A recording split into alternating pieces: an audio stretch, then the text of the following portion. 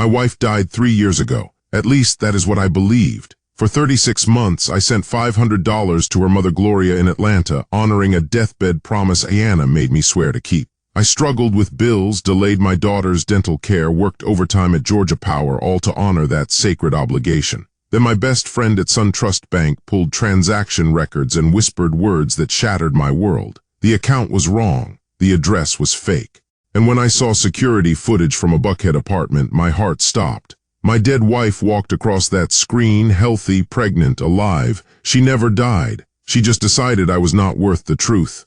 Before we dive into Marcus' story, tell me in the comments which state you're watching from. And don't forget to subscribe, because stories like this deserve to be heard.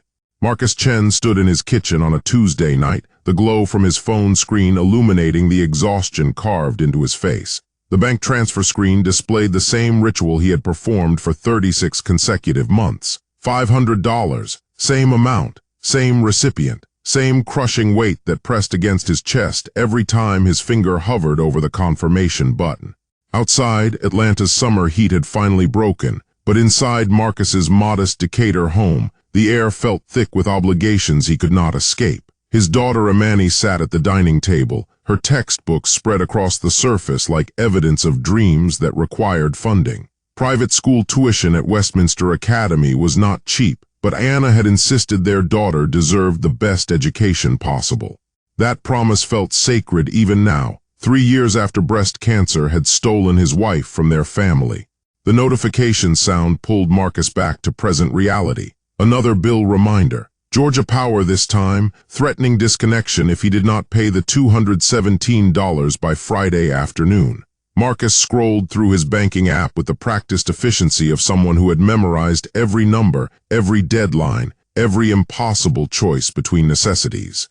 After rent on their 2-bedroom home, groceries that somehow cost more each month, Imani's tuition payments, and Gloria's monthly support, there was not much left for emergencies that kept arriving without invitation. His salary as an electrical engineer at Georgia Power was solid, respectable even. But raising a 10-year-old daughter alone in Atlanta meant every dollar carried multiple responsibilities. Every dollar except those $500 that disappeared into Gloria Mitchell's account like water through broken pipes. Marcus had never questioned the arrangement. Anna had made him promise during those final terrible weeks at Emory University Hospital, her voice weak but insistent, "Take care of my mother. She has nobody else. Promise me, Marcus." He had promised. He had kept that promise for 1,095 days without fail. His phone buzzed with a text from Gloria's number. The first direct contact in 4 months. "Need to discuss payment schedule. Call tonight." Marcus frowned at the screen, his engineer's mind automatically analyzing patterns that did not fit expected parameters. Gloria had never wanted to discuss anything before. She accepted the money with mechanical efficiency, never asking about Imani, never acknowledging the sacrifice these payments represented, never offering gratitude that might ease the burden. The rare times they had spoken, her voice carried bitterness that felt directed at him personally, as if Marcus were somehow responsible for the cancer that had ravaged her daughter's body, as if his grief mattered less because he still drew breath while Anna did not. That night, after Imani fell asleep, Marcus found himself staring at his banking app with unusual focus. 3 years of transactions formed patterns his trained eye suddenly recognized as inconsistent. The money left his account at exactly 9 a.m. on the 1st of each month. But Gloria's account showed the funds transferring out within 6 hours to destinations he could not identify. Every single time, 36 months without exception. Marcus opened his laptop and began reviewing statements with the same methodical attention he applied to electrical systems at work. And slowly, carefully, the foundation of everything he believed about duty and obligation began showing cracks that could not be ignored. DeAndre Jackson arrived at Marcus's door Wednesday morning carrying 2 cups of coffee from Octane in Grant Park and an expression that meant serious business. They had been best friends since high school at Benjamin E. Mays, sharing history that went deeper than blood. DeAndre's position as senior account manager at SunTrust Bank in Midtown Atlanta meant he understood financial systems better than most, and his presence at 7:30 a.m. meant he had found something Marcus needed to see. They settled on the front porch, watching Imani climb onto the school bus before DeAndre finally spoke. "I pulled some records on that account you have been sending money to." His voice carried the weight of someone who had wrestled with ethical boundaries all night. "The transaction patterns are wrong, Marcus. Way wrong for someone living on Social Security and survivor benefits." DeAndre handed him a folder containing printed statements that made Marcus's engineering background scream warnings. The account receiving his $500 showed deposits ranging from $1,200 to $3,000 appearing weekly. His contribution looked insignificant by comparison, but what made his stomach tighten was the timing. Every deposit from Marcus transferred out within 4 hours to an account registered to an address in Buckhead, Atlanta's wealthiest neighborhood. "This is not money being used for rent or medications," DeAndre explained, his finger tracing the transfer patterns. "This is money being moved, processed through Gloria's account like she is operating some kind of financial clearinghouse. Look at the timing. Your payment arrives at 9 a.m. By 2 p.m. it is gone to this Buckhead address along with everything else that came in that week." Marcus studied the numbers with the same focus he applied to power grid diagnostics at Georgia Power. The patterns were unmistakable once you knew what to look for. Whoever controlled this account was expecting regular income from multiple sources and knew exactly what to do with it the moment it arrived. "There is more," DeAndre continued, pulling out another document. "The address on file does not match what you gave me for Gloria. The account holder's address is listed as Sovereign Apartments on Peachtree Road. That is not a senior living facility, Marcus. That is luxury short-term rentals, the kind of place people use when they do not want to be found." Marcus felt something cold settle in his chest. 3 years of faithful payments, and he had never verified where the money actually went. Never visited Gloria at her supposed new address in East Atlanta after she claimed she had to downsize. Never questioned why a woman who had been financially independent during Anna's life suddenly needed exactly $500 every month. When Anna was alive, Gloria had been proud to the point of stubbornness about accepting help. The woman who had refused to let them pay for Thanksgiving dinner was now depending on his support without explanation. "I tried calling the number you gave me for her," Marcus admitted, pulling out his phone. "Goes straight to voicemail every time. Generic message, no name." DeAndre examined the phone number, then searched his own database. His expression darkened. "This number is not registered to Gloria Mitchell. According to our records and public databases, there is no Gloria Mitchell at that Buckhead address either. The apartment has been leased by someone else for the past 2 years." The words hung between them like smoke from an electrical fire, filling the morning air with implications neither wanted to acknowledge. Marcus's coffee had gone cold, but he barely noticed. Every instinct he had developed in 15 years of engineering work, the ability to spot faulty connections, dangerous systems, circuits that looked functional but operated wrong, was screaming that nothing about this situation matched what he had been told. DeAndre stood slowly, mixing friendship with professional concern. "Marcus, I think someone has been running a long-term con on you. These transaction patterns, they look like what we see in organized fraud cases. Multiple income sources funneling through one account to disguise the real destination." He handed Marcus a business card for Carla Washington, private investigator specializing in financial crimes. "Whatever is happening here, you need someone who knows how to trace money legally and find out who is really behind this." Marcus spent Thursday morning parked across from Sovereign Apartments on Peachtree Road in Buckhead, watching luxury vehicles enter and exit the underground garage. The building rose 30 stories above Atlanta's most expensive neighborhood, all glass and steel, suggesting wealth far beyond what Social Security survivor benefits could support. This was not where grieving elderly mothers lived on fixed incomes. This was where people with resources built lives they did not want examined too closely. The building manager, a professional woman named Keisha Davis, barely glanced up when Marcus explained he was trying to locate his mother-in-law. "Apartment 2114 has been leased by the same tenant for 2 years now," Keisha said, pulling up rental records on her computer. "Pays on time, keeps quiet, no complaints. But it is not Gloria Mitchell. The name on the lease is Anna Chen." The words hit Marcus like voltage through damaged wiring. His hands gripped the counter as Keisha continued, completely unaware of the shock she had delivered. "Nice woman, maybe late 30s, keeps unusual hours sometimes but never causes problems. Has a male visitor regularly, probably her partner based on how comfortable they seem together." Marcus forced his voice steady despite the tremor moving through his chest. Could I see security footage from the lobby, just to confirm if this is the person I am looking for? Keisha hesitated, then apparently decided helping someone locate family was worth bending protocol. She led Marcus to a back office where grainy monitors displayed the building's entrance. She scrolled backward through timestamps showing residents coming and going, the mundane traffic of people living expensive lives in expensive places. Then Marcus saw her. The woman walking through the lobby moved with grace that made his breath stop completely. Her hair was shorter than he remembered, darker, but the way she checked her phone while walking was unmistakable.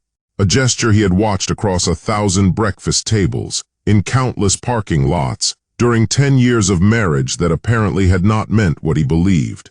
The woman paused at the mailboxes, and when she turned toward the camera, Marcus's entire world shifted beneath him. The face was older, thinner, but those eyes belonged to his wife, Anna Chen, the woman who had died 3 years ago at Emory University Hospital, the woman whose funeral he had organized at Willie A. Watkins' funeral home, the woman whose ashes sat in an urn on his bedroom dresser. That woman was alive and collecting his money while living in Buckhead luxury.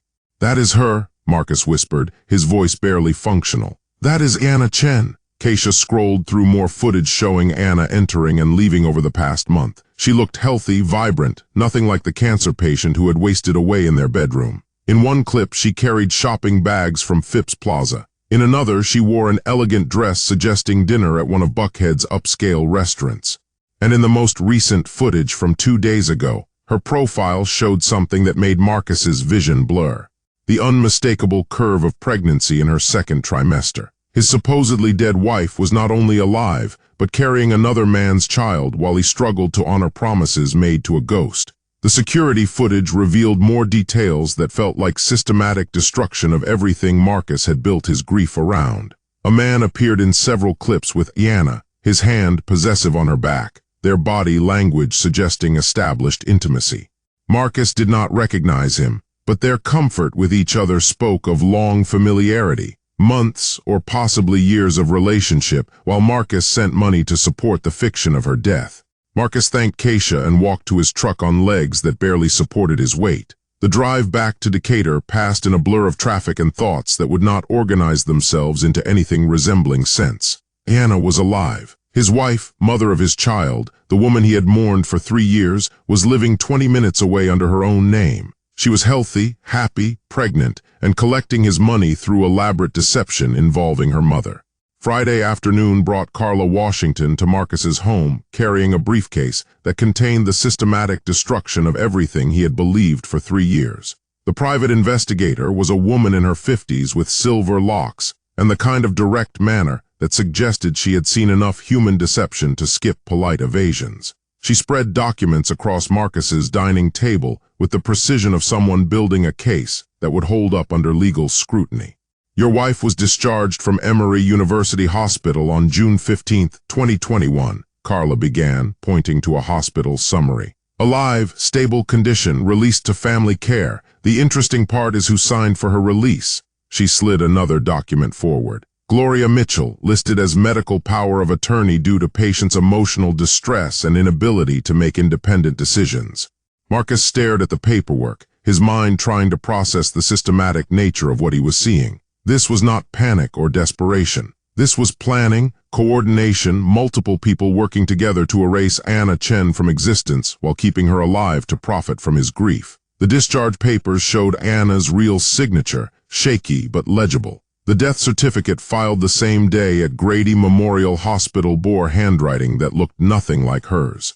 The death certificate was signed by Dr. Raymond Phillips, Carla continued. He had his medical license suspended 4 months later for falsifying patient records in unrelated cases. Someone knew exactly which doctor to approach for paperwork that would not withstand serious scrutiny, but would be sufficient to process insurance claims and close accounts. The cremation records were next, and they made Marcus's hands shake with anger he had not allowed himself to feel yet. Willie A. Watkins' funeral home has no record of cremating Anna Chen on the date listed in your paperwork, Carla explained. But they did cremate an unidentified woman the same day, a Jane Doe from the Fulton County morgue, paid for in cash by an anonymous donor. The urn you were given contains the remains of a complete stranger. Your wife's mother handed you some random woman's ashes and called it closure. Marcus stood and walked to the box of Iana's belongings that Gloria had given him after the funeral. He had barely touched it since then, too raw to handle physical reminders of what he thought he had lost. But now, he dumped the contents onto the table with hands that wanted to destroy something. Her wedding ring, medical identification bracelet from a hospital stay he had never heard about. Photographs of them together that suddenly looked staged, artificial, designed to manipulate rather than commemorate.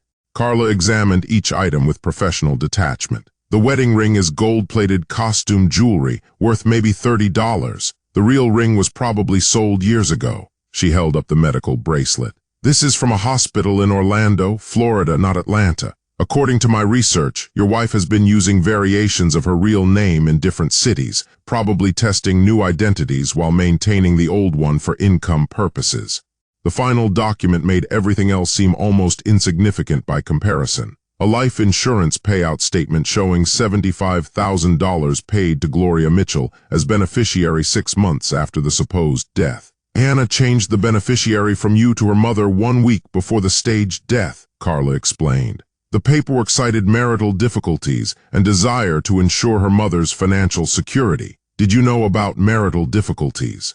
Marcus had known nothing. Their marriage had seemed solid, their future planned, their love genuine at least from his perspective. Apparently, Anna had been planning her disappearance while he had been planning their anniversary trip to Savannah. The insurance payout explained the financial foundation but not the psychological cruelty. $75,000 was enough to start over, relocate, fund a new identity while maintaining the old one for monthly income from multiple sources.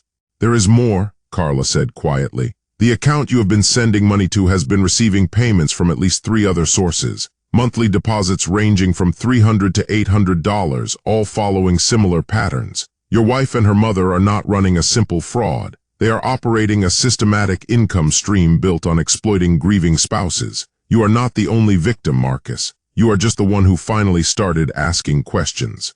Saturday morning arrived with Marcus staring at the bank transfer screen for the first time in 3 years without completing the transaction. His finger hovered over the confirmation button, then deliberately moved to cancel. The notification read, "Transfer canceled by user," in simple text that felt like the first honest thing he had done since Iana's supposed death. $500 remained in his account. Money that could pay the overdue Georgia Power bill and still leave enough for groceries that included more than rice and canned vegetables.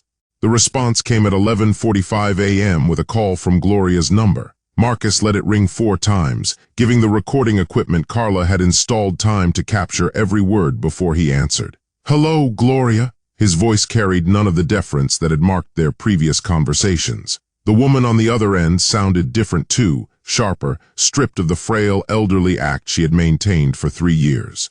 "Marcus, there has been some kind of mistake with the bank transfer. I have been checking my account all morning and the money did not come through." Gloria's words tumbled over each other with barely controlled panic. "I need you to call SunTrust right now and fix whatever went wrong. You know I depend on that money for everything, medications, rent, utilities. I cannot wait until next month." The desperation was real, but Marcus recognized it now as the panic of someone whose carefully constructed scheme was collapsing. "I am having cash flow problems this month," he replied, following the script he and Carla had rehearsed. Imani needed emergency dental work at her orthodontist in Buckhead, and the power bill was way higher than expected with this Atlanta heat. "I will try to send something next week, maybe half the usual amount."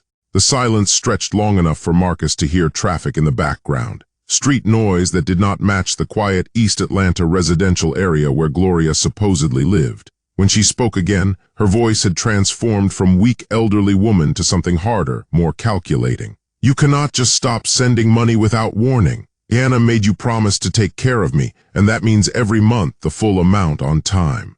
If you are having money problems, get a second job at Georgia Power. Take out a loan. I do not care what you have to do, but that money needs to be in my account by Monday or there will be consequences." "What kind of consequences?" Marcus asked, genuinely curious how far she would take the charade.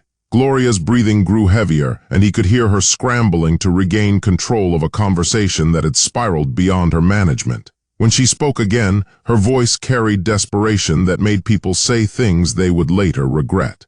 Anna told me things about you before she died, Marcus. Things about how you treated her, how you made her feel trapped in that marriage. Gloria's voice dropped to a malicious whisper. If you do not keep sending that money, I might have to share those stories with people, with your supervisors at Georgia Power, with the administration at Westminster Academy where Amani goes to school, with anyone who thinks Marcus Chen is such a good father and devoted husband.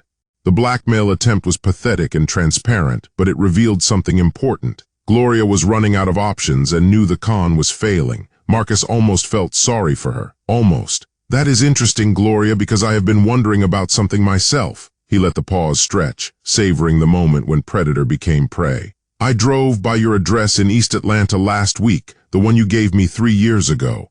Funny thing, the family living there says no Gloria Mitchell has ever received mail at that location. They have been forwarding packages to a different address for 2 years. Want to explain that? The phone went dead, complete silence. Marcus looked at his screen to confirm the call had ended, then immediately dialed Carla Washington. She hung up as soon as I mentioned the address discrepancy, but not before threatening blackmail and demanding I take out loans to keep payments coming. You get all that? Carla confirmed the recording was clean and admissible, then delivered news that made Marcus's pulse quicken. FBI Atlanta field office is interested, very interested. Special Agent Jasmine Rivera from the Financial Crimes Unit wants to meet Monday morning. Between the insurance fraud, falsified death certificate, wire fraud across state lines, and now attempted extortion, they are looking at potential RICO charges. This is not just about you anymore, Marcus. They think your wife and her mother are part of a larger operation targeting grieving spouses across the Southeast. Monday morning found Marcus sitting in a conference room at the FBI Atlanta field office on Century Parkway, watching Special Agent Jasmine Rivera spread evidence across the table with the efficiency of someone who had built careers on cases like this. Rivera was a woman in her early 40s with sharp eyes and the kind of focused intensity that made people confess before questions were even asked. She had been investigating financial fraud in Georgia for 12 years, and Marcus's case had apparently triggered something bigger than anyone expected. We have been tracking similar fraud patterns across Georgia, Florida, and South Carolina for the past 18 months, Rivera began, pulling up a presentation on the conference room screen. Your case connects to at least 21 other victims, all of them sending monthly payments to support relatives who either faked their deaths or never existed in the first place. The network is sophisticated, organized, and has been operating for at least 5 years. The screen showed a map of the Southeast with red dots marking victim locations. Atlanta had 7 dots. Miami had 5. Charleston had 4. Smaller cities scattered across 3 states showed individual cases that formed a pattern Rivera's team had been trying to crack for over a year. Marcus's cooperation, his recordings, his documentation had finally given them the keystone they needed to bring down the entire operation. The way it works is elegant in its cruelty, Rivera explained. They target people going through terminal illness situations, cancer patients usually, because the medical documentation is extensive and easier to falsify. Someone in the network, often a family member, convinces the patient to stage their death as a way to escape financial burden, relationship problems, or life circumstances they feel trapped in. They promise a fresh start, a new identity, freedom from whatever is making them unhappy. Rivera clicked to another slide showing financial flow charts that made Marcus's stomach tight. The patient agrees, believing they are getting a new life, but what they are really becoming is an income-generating asset for the people running the con. Their supposed death triggers life insurance payouts that fund the network. Then the family members left behind start sending monthly support payments to other relatives, money that gets funneled through multiple accounts to disguise the real destination. Your $500 per month was not supporting Gloria Mitchell. It was feeding into a larger operation that is collecting thousands of dollars monthly from dozens of grieving families. The scope was staggering, and Marcus felt his personal betrayal expand into something that threatened people he would never meet. How much total? He asked quietly. Rivera's expression was grim. We estimate the network has extracted over $400,000 in the past 3 years alone. That is just what we can trace through bank records. The real number is probably higher because some victims are paying cash or using methods we cannot track without their cooperation. She pulled out another document showing Gloria Mitchell's connections to other people in the network. Phone records linking her to coordinators in Miami, Charleston, and Tampa. Financial transfers showing money moving through a web of accounts designed to obscure the trail. Property records revealing Gloria owned rental properties in 3 states, all purchased with cash in the years following Anna's supposed death.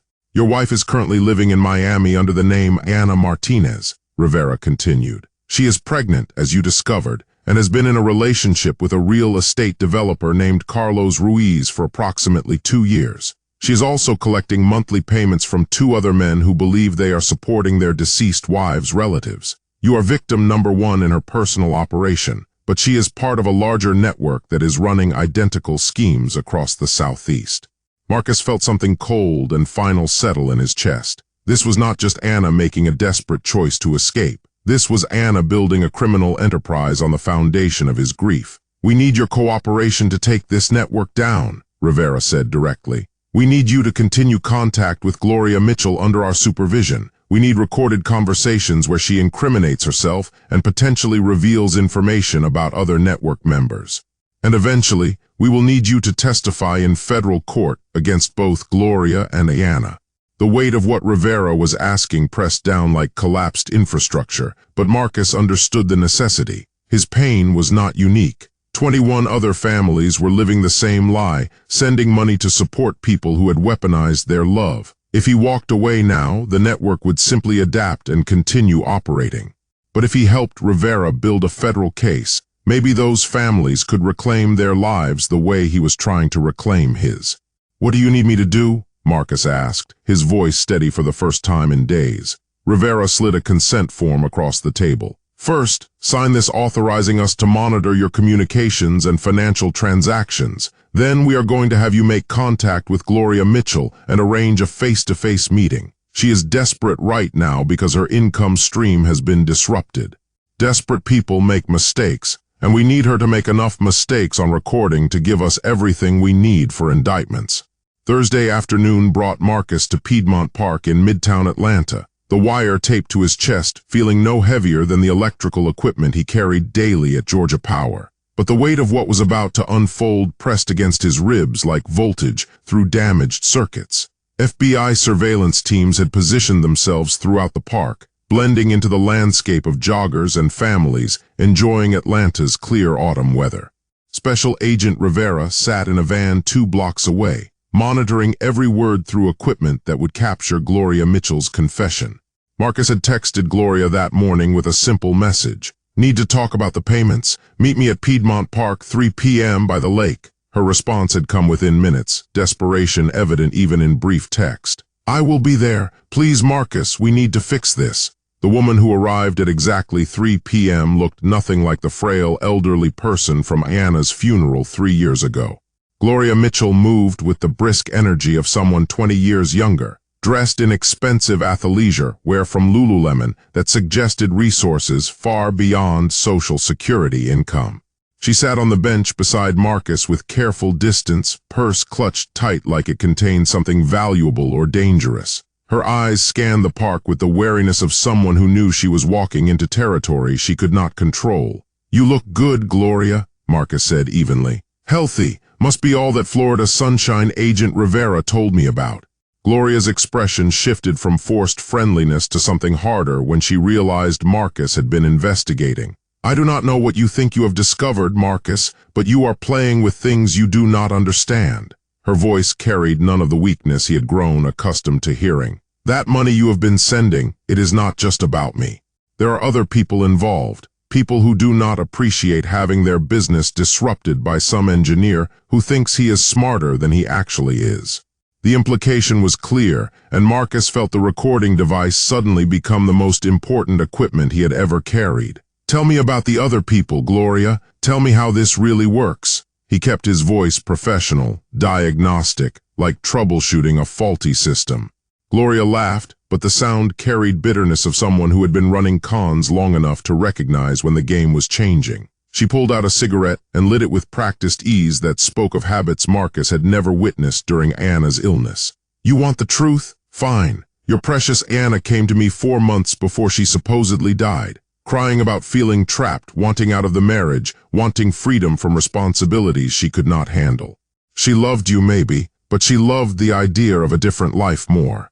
The words should have hurt, but Marcus felt only cold clarity as Gloria continued. I told her about a friend who had helped other women disappear from situations they wanted to escape. Clean breaks, new identities, no messy divorces or custody battles, just gone like they never existed. At first it was supposed to be simple. Fake the death, collect the insurance, disappear forever and never look back. Gloria took a long drag from her cigarette, eyes fixed on the lake like she could see escape routes in the water. But then Anna got greedy, said if she was going to be dead anyway, why not stay dead and collect from multiple sources? She had studied you for 10 years, Marcus. She knew exactly how to manipulate your sense of duty, make you feel guilty enough to support her mother forever without question. The monthly payments were her idea, not mine. She said you would never stop sending money as long as you believed it was what she would have wanted. Marcus forced his hands to remain steady despite the rage building in his chest. And the other victims? How many families are you destroying with this operation? Gloria flicked ash between them with casual indifference of someone discussing whether rather than systematic destruction of human lives. Enough to make it profitable. Grieving spouses are easy targets, Marcus. They are desperate to honor promises, prove their love meant something beyond death. We have operations running in 3 cities right now, maybe 22 active income streams at any given time. She looked at him directly, her eyes showing no remorse. Anna is in Miami now, pregnant with Carlos Ruiz's baby. He thinks he is supporting his dead wife's sick sister in Atlanta. She sends me 20% of whatever she collects from you and 2 other men who think they are honoring their wives' memories. It is a beautiful system when you think about it. Clean, sustainable, virtually impossible to trace if everyone follows the rules and keeps their mouths shut. The confession hung in the air like smoke from an electrical fire, toxic, but providing exactly the clarity Marcus and the FBI needed. There is just one problem with your beautiful system, Gloria, Marcus said quietly, standing with the controlled movement of someone who had made his decision. It is built on a foundation that cannot support the weight of what you are trying to carry. He gestured subtly toward the surveillance team's position throughout Piedmont Park. And sometimes when you overload a circuit, the whole thing burns down. Gloria's eyes widened as she spotted federal agents emerging from concealed positions, badges glinting in afternoon sunlight like warning indicators on a control panel. She dropped her cigarette and reached for her purse, but Marcus's hand closed over her wrist with the firm grip of someone who had spent years working with live current. Do not make this harder than it needs to be, he said quietly. You have done enough damage for one lifetime. Special Agent Rivera approached with handcuffs ready and authority that ended all negotiations. As Gloria Mitchell was read her rights beside the lake in Piedmont Park, Marcus Chen felt something he had not experienced in 3 years. The solid satisfaction of a job completed correctly, with all dangerous connections finally severed and power restored to where it belonged. The FBI Atlanta field office became the center of an investigation that expanded faster than anyone anticipated. Within 72 hours of Gloria Mitchell's arrest, Special Agent Rivera's team had executed search warrants across 3 states, seized financial records from 14 bank accounts, and identified 22 confirmed victims who had been sending monthly payments to support relatives who either never existed or had faked their deaths. The scope of the fraud network was staggering, and Marcus's cooperation had become the keystone that brought down an entire criminal enterprise. Rivera called Marcus on Sunday evening with news that felt both satisfying and devastating. We arrested your wife this morning at her apartment in Miami. Anna Chen, also known as Anna Martinez and Anna Johnson, depending on which victim she was working. She's being held without bail on federal charges including wire fraud, conspiracy to commit fraud, insurance fraud, and identity theft across state lines. The image of Anna in federal custody, 7 months pregnant with another man's child, should have brought Marcus some sense of justice. Instead, it just felt like the end of something that should have ended 3 years ago when she chose deception over honest conversation. How is she handling it? Marcus asked, not sure why he cared, but unable to stop himself from asking.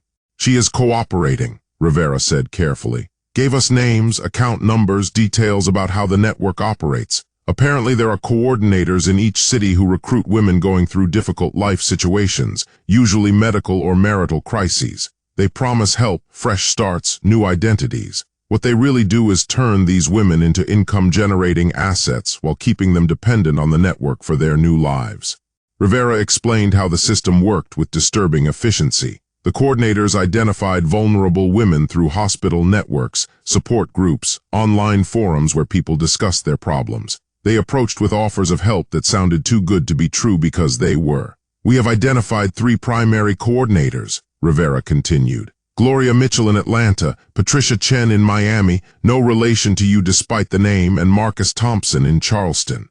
They have been running this operation for at least 6 years, maybe longer. Your case was just one of dozens." The financial records told a story of systematic exploitation that made Marcus's $500 per month seem almost insignificant. The network had collected over $400,000 in monthly payments from grieving families, another $600,000 in life insurance payouts from staged deaths, property purchases, luxury vehicles, investment accounts, all funded by people who thought they were honoring their loved ones' final wishes. "Gloria is cooperating too," Rivera added. "In exchange for testimony against the coordinators and other network members, she is looking at a reduced sentence, maybe 18 years instead of 30. At her age, that is still likely a life sentence, but it is better than what she was facing." The following week brought a different kind of devastation as FBI agents interviewed the other victims and revealed the scope of their shared trauma.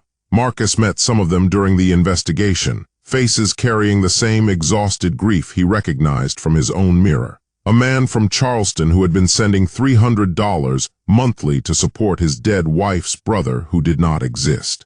A woman from Tampa who had paid $800 every month for her husband's supposed medical treatments in Atlanta, only to discover he was alive and living under a different name in Miami.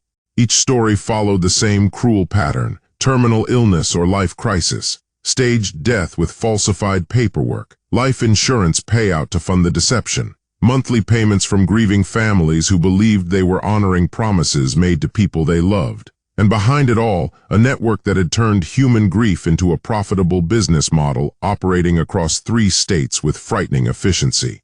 The charges against Anna were comprehensive and damning. Federal prosecutors had built a case showing she had collected over $60,000 from 3 different men over a 3-year period. Combined with her share of the $75,000 insurance payout and money from other schemes she had participated in, Anna Chen had profited nearly $150,000 from her staged death. The pregnancy complicated logistics, but did not change the reality of federal charges that carried potential sentences exceeding 25 years. Marcus received regular updates from Rivera as the investigation expanded into areas that shocked even experienced federal agents. The network had connections to corrupt doctors who falsified death certificates, funeral home employees who provided cremated remains of unclaimed bodies, and county officials who processed paperwork without proper verification. It was not just 3 coordinators running isolated cons.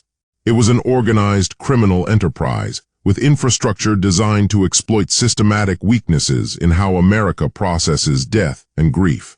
"We are recommending RICO charges," Rivera told Marcus during their final meeting before the indictments were finalized.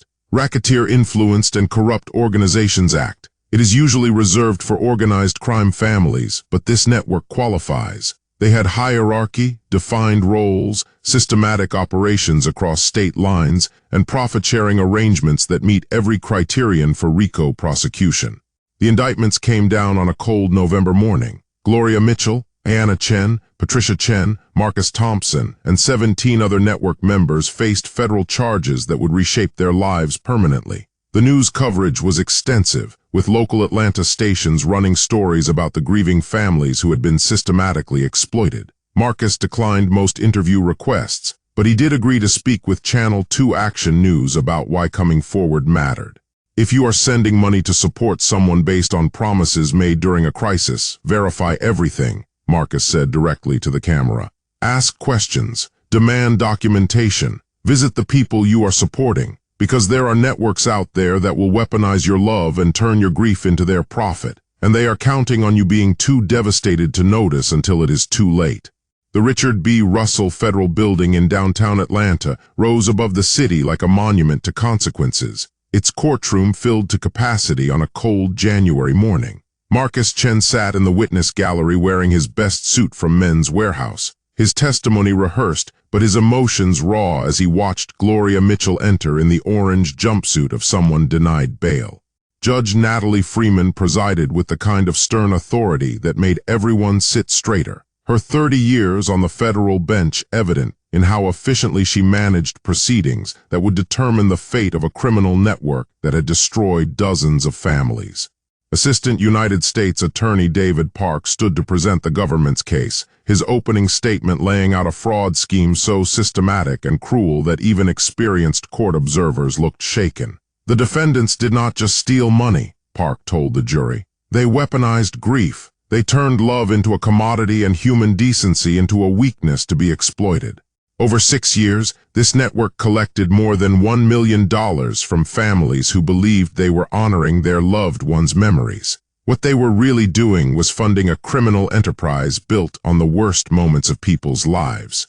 Marcus's testimony came on the second day, his voice steady as he recounted 3 years of monthly payments based on promises made to a dying wife who had never actually died. He explained the financial pressure, the sacrificed opportunities, the delayed medical care for Amani because $500 every month went to support a lie. Assistant U.S. Attorney Park walked Marcus through the evidence with surgical precision, each document building toward an inescapable conclusion. Bank records showing $18,000 in payments over 36 months. Insurance documents revealing the $75,000 payout that had funded Ayanna's new life. Hospital discharge papers proving she had been released alive the same day she supposedly died. Phone records connecting Gloria to coordinators across 3 states. The federal case was comprehensive, overwhelming, designed to leave no room for doubt about guilt or intent. Mr. Chen, Park asked during direct examination, what impact did this fraud have on your family's financial situation and emotional well-being? Marcus looked toward the gallery where DeAndre Jackson sat with Amani, his 10-year-old daughter who still struggled with the truth about her mother's choices. I worked overtime constantly to meet what I believed was a sacred obligation to my wife's dying wish, Marcus testified. I delayed replacing our failing HVAC system. I postponed Amani's dental work. I declined professional opportunities because I could not afford the certification courses. Every dollar I sent was a dollar that should have built my daughter's future. Instead, it funded the lie that kept me trapped in grief, while the woman I mourned built a new life with my money and someone else's child. The defense attorney, Rebecca Walsh, attempted to paint Marcus as a willing participant who had never bothered to verify where his money was going, but her cross-examination collapsed against the mountain of evidence Park had presented. The jury saw through her attempts to shift blame, recognizing Marcus as what he was, a man whose love and sense of duty had been weaponized by people who viewed human decency as weakness to exploit. Other victims testified throughout the week, their stories forming a pattern that was impossible to dismiss as coincidence or misunderstanding. A woman from Tampa who had sent $800 monthly for 3 years to support her supposedly disabled husband's medical care, only to discover he was healthy and living in Charleston under a different name. A man from Savannah who had paid $500 every month to his dead wife's sister, who turned out to be a fabricated identity that had never existed. Each testimony added weight to federal charges that were becoming impossible to defend against.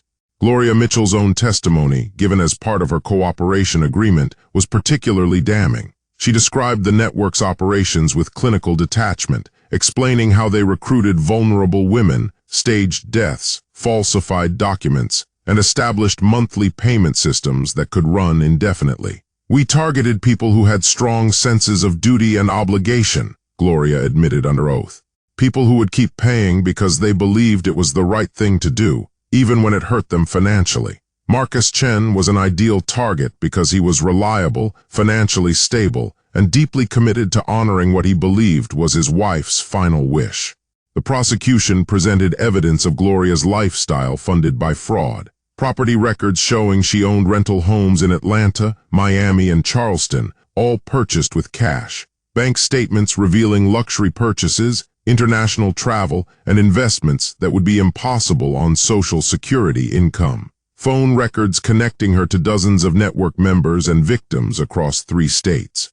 The cumulative evidence painted a picture of someone who had turned human suffering into a profitable criminal enterprise without apparent remorse.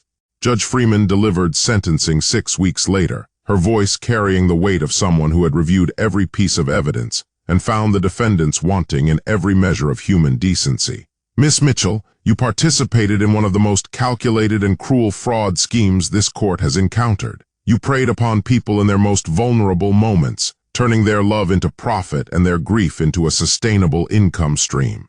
The damage you have caused extends far beyond financial loss into psychological trauma that will affect your victims for the rest of their lives. Gloria Mitchell received 18 years in federal prison, her cooperation reducing what would have been a 30-year sentence, but still ensuring she would spend most of her remaining life behind bars. The coordinators in Miami and Charleston received similar sentences. The recruited participants, including several women who had faked their own deaths, faced charges ranging from conspiracy to wire fraud, with sentences between 5 and 15 years depending on their level of involvement and cooperation. Anna's sentencing would come later, after the birth of her child and her own trial in Miami federal court. But the charges she faced, multiple counts of wire fraud, conspiracy, insurance fraud, and identity theft across state lines, carried potential sentences exceeding 25 years. The woman who had faked her death to escape her responsibilities would spend the majority of her real life paying for that choice. Marcus felt no satisfaction in her fate, only relief that she could never again turn someone's love into their emotional and financial prison. Outside the courthouse, Marcus stood with Special Agent Rivera, watching news crews interview other victims whose cases had been solved because he had decided to fight back instead of accepting the lie. "You did something important here," Rivera told him quietly. "This network would still be operating if you had not asked questions and demanded answers. 22 families have their lives back because you refused to be anyone's fool." Marcus looked up at the federal building where justice had finally been served, then down at his phone where a text from Imani asked when he would be home for dinner. The answer felt simple for the first time in 3 years. He was going home to his daughter, to the life they were rebuilding on truth instead of obligation, to a future that finally belonged to them instead of people who had stolen too many years already. 8 months after the trial, Marcus Chen stood in his renovated kitchen in Decatur, watching Imani arrange fresh flowers from the sweet Auburn curb market in the vase they had picked out together at IKEA in Atlantic Station. The $18,000 recovered through federal asset forfeiture had transformed their modest home into something that felt like possibility rather than survival. New appliances from Home Depot hummed with efficient energy. The electrical system he had rewired himself no longer sparked warnings of dangerous failures. And Imani's college fund at Truist Bank finally showed a balance that suggested dreams might be achievable rather than aspirational fantasies. The kitchen renovation had been therapeutic in ways Marcus had not expected, each improvement representing recovery from years of manufactured obligation. New countertops from granite wholesalers in Chamblee, custom cabinets built by a craftsman in East Atlanta Village, flooring that did not buckle under Georgia humidity. Every upgrade felt like reclaiming space that had been shadowed by grief and lies for too long. But more important than the physical changes was the weight that had lifted from Marcus's shoulders, replaced by authentic responsibility to the daughter who looked at him with uncomplicated love.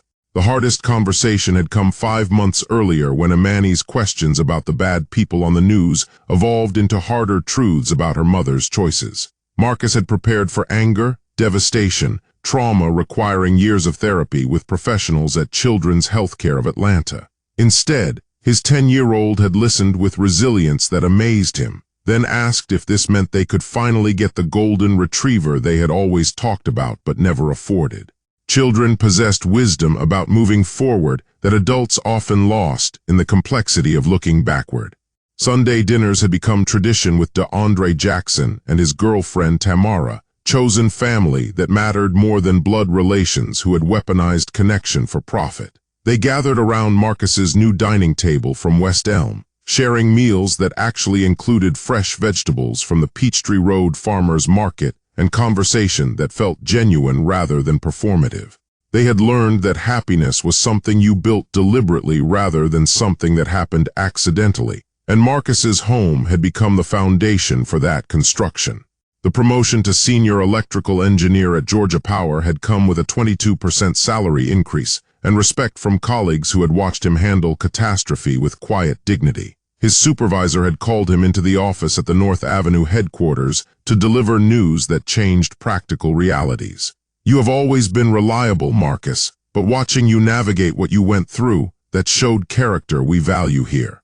This promotion is about recognizing someone who does not break under pressure." The financial difference was transformative. Bills that used to require careful calculation now paid themselves through automatic systems. Imani's tuition at Westminster Academy no longer demanded overtime shifts and delayed expenses. The emergency fund Marcus had never been able to build suddenly existed with enough cushion to handle unexpected repairs without panic. And the monthly $500 that used to disappear into Gloria Mitchell's account now went directly into Imani's $529 college savings plan, earning compound interest instead of funding lies. It is funny how much easier everything becomes when you are not carrying around someone else's deception, Marcus told DeAndre over Sunday pot roast that actually included fresh vegetables from Whole Foods instead of canned substitutes. "Work feels manageable. Bills feel reasonable. Life feels like something I am building instead of something happening to me." Freedom from manipulation felt like breathing clean Atlanta air after years in smoke, everything clearer and more manageable when it genuinely belonged to him. The follow-up news coverage about the fraud network had featured interviews with other victims whose lives had been rebuilt after prosecution. 12 families recovered significant financial damages through asset forfeiture and restitution orders. 3 women discovered their supposedly dead husbands were alive and living under assumed names in different cities. The network's total theft exceeded $1.2 million, all extracted from people whose only crime was loving someone enough to honor their memory with monthly sacrifice. Anna's sentencing had finally occurred in Miami federal court after the birth of her son, who was immediately placed with Carlos Ruiz's family while she entered federal custody. 22 years after cooperation against other network members, reduced from a potential sentence exceeding 30 years. She would be past 50 when released, and the child would grow up knowing his mother as a convicted felon rather than the grieving widow she had pretended to be. Marcus felt no satisfaction in her fate, only quiet relief knowing she could never again turn someone's love into their financial and emotional prison. The therapy sessions at the Anxiety and Stress Management Institute in Buckhead had helped Marcus process trauma he had not recognized he was carrying. Dr. Sarah Williams specialized in helping people recover from systematic manipulation and fraud, and her office had become a place where Marcus could finally acknowledge the anger he had suppressed for years. "You are allowed to be furious about what was done to you," Dr. Williams had told him during one breakthrough session. "Grief is complicated, but what they did was not about grief. It was about exploitation. You can honor what you thought you lost while being angry about how that grief was weaponized." Imani bounced into the kitchen with the kind of energy only children possessed, her backpack already loaded for Monday morning at Westminster Academy. "Daddy, can we take Ranger to Piedmont Park after school tomorrow?" The golden retriever they had adopted from the Atlanta Humane Society 3 months earlier wagged his tail at the mention of his name, adding canine enthusiasm to the request.